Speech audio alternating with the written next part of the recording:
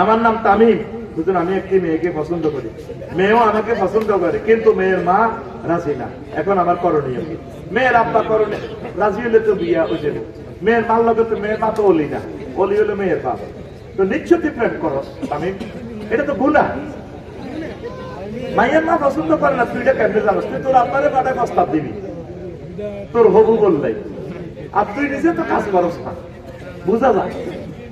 তুই যদি ঠিকই উপযুক্ত হইতি মাইয়ার মা বাপে আয়, তোর আব্বা খাওয়া ধরি মাইয়াটারে বিয়ে দিত, কথা ঠিক কিনা? তামিম ভালো হয়ে যাও, ভালো হয়ে যাও। আসসালামু আলাইকুম। ওয়া আলাইকুম সালাম। আমরা যুব সমাজের পক্ষ থেকে বলতেছি, আমাদের বিবাহের প্রাপ্ত বয়স হয়েছে, কিন্তু পরিবার থেকে বিয়ে দিতে রাজি হচ্ছে না। আপনি এটা নিয়ে কিছু কথা বলেন, কারণ আমরা খারাপ কাজের মধ্যে লিপ্ত হয়ে যাচ্ছি।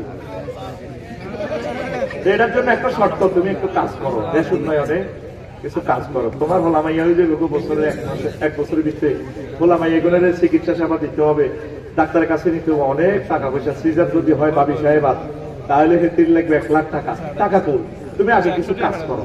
আর বুড়োদেরকে আব্বা আমাকে নসিহা করবো, পয়সা করি কাল্লাই ছেলে মেয়ের লাইনো, তাইলে হোলা যদি জিনা করি জাহান নামে যায়, এটা চান নেই।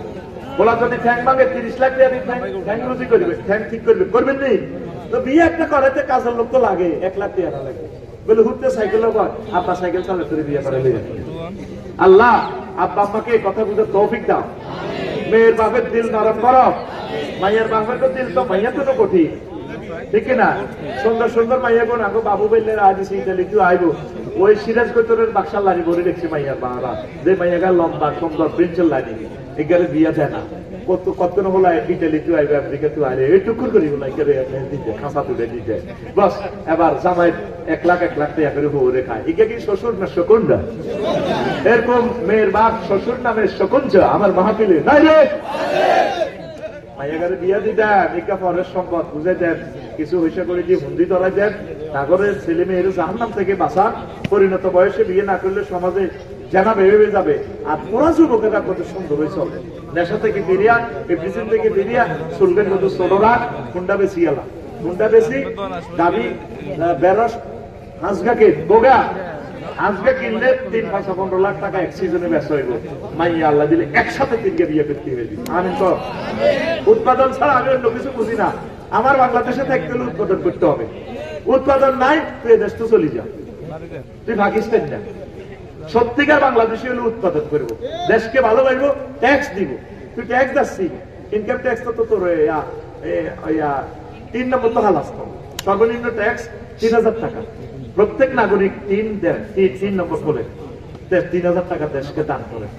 আমাদের এই 3000 টাকা থেকে একটা বিমান কিনবে সরকার, রেল ইঞ্জিন কিনবে, তারপরে একটা বিল্ডিং করবে, দেশটা অনেক উন্নত হবে। ট্যাক্সের বিকল্প কিছুই নেই। শুধু দেশের সমালোচনা করস, নেতা পাল্টাস, ট্যাক্স তো দেশ না। কথা বল আতুরা ইনশাআল্লাহ উড়াসা ইনশাআল্লাহ আমরা প্রত্যেকে 3 নম্বর ফেলবো।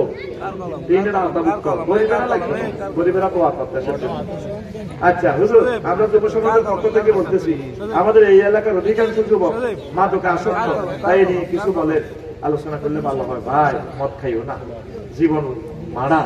যে ফ্যামিলিতে একটা নেশা দ্রব্য গ্রহণ করে সেই ফ্যামিলিটা ধ্বংস।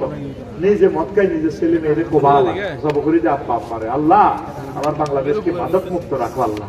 আর যারা মাদক চোরাচালানি করে, ভাই কেন আপনার অপর ভাইকে ধ্বংস করতেছেন? আল্লাহ তো আপনাকে শেষ করে দিবেন।